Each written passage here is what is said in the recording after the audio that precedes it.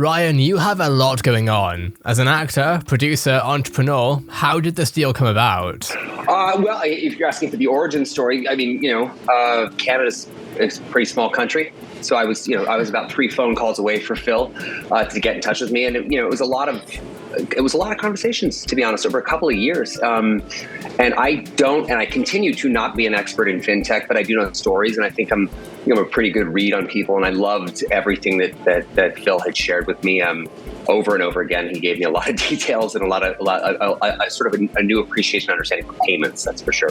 You're incredibly brand savvy. You pushing into a venture that is incredibly not in the mainstream, unlike aviation, for example. How do you plan to bring your marketing knowledge to fintech?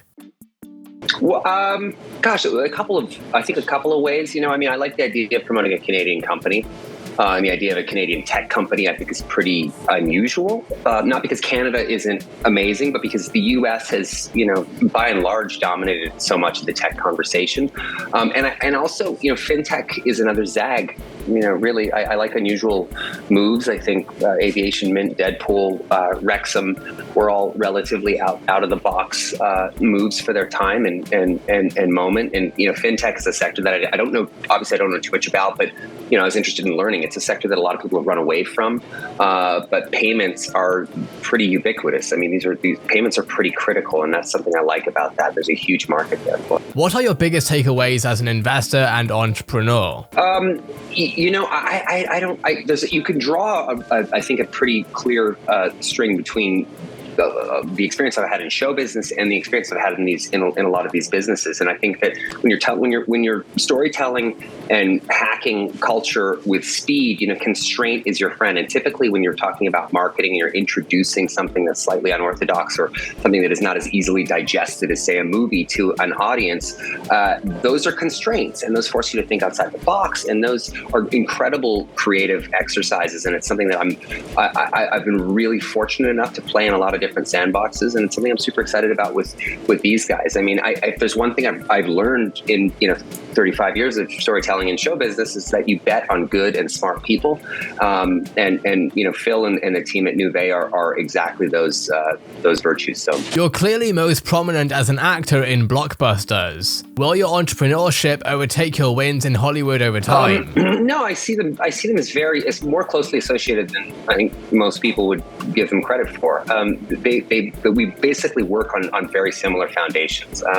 Everything we do at Maximum Effort, we work in show business, we work in sports, we work in a number of different industries that I would characterize as slightly unorthodox. But one of the things that or at least that I make sure that we do, is that Nouveau is in a certain way structured like Aviation Gin or Mint, where if Nouveau wins, I win, and vice versa. And that is incentive enough. I think I really genuinely believe in having skin in the game is very important in emotional investment. I've talked about this before, but I'm not a financial investment expert. What I do think that Maximum Effort has a real understanding and handle on is emotional investment, and that's something that is really interesting and not easy to apply to fintech, and certainly not to Nouveau. But it's a challenge that we're super excited about. And Nouveau is already a massive multi-billion-dollar global company.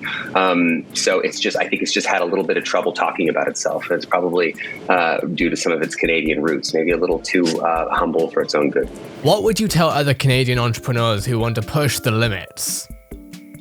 Yeah, I always look at I talk to a lot of CMOs and I talk to a lot of CEOs, and one thing that comes up, I think, more often than not is, people look at these long-term 8-month, 9-month strategies in terms of marketing and messaging, and overthinking things can sometimes be your biggest stumbling block. But I also look at people who are in similar positions to me, who have navigated some sort of weird waters and interesting waters, I think, in a decent way. And there is no right answer with any of this stuff. If I'm going to give advice to entrepreneurs, I don't know exactly what that would be. Everyone sort of talks about like there's a prescription and a roadmap to here. I'm very, very lucky to have an incredible team around me at Maximum Effort. George, Dewey, James, Tony, some of the smartest minds in marketing and some of the smartest minds in business. And I'm learning as well as I go. And I don't ever profess to be an expert in anything, but I love the storytelling component. And so much of that is applicable to marketing.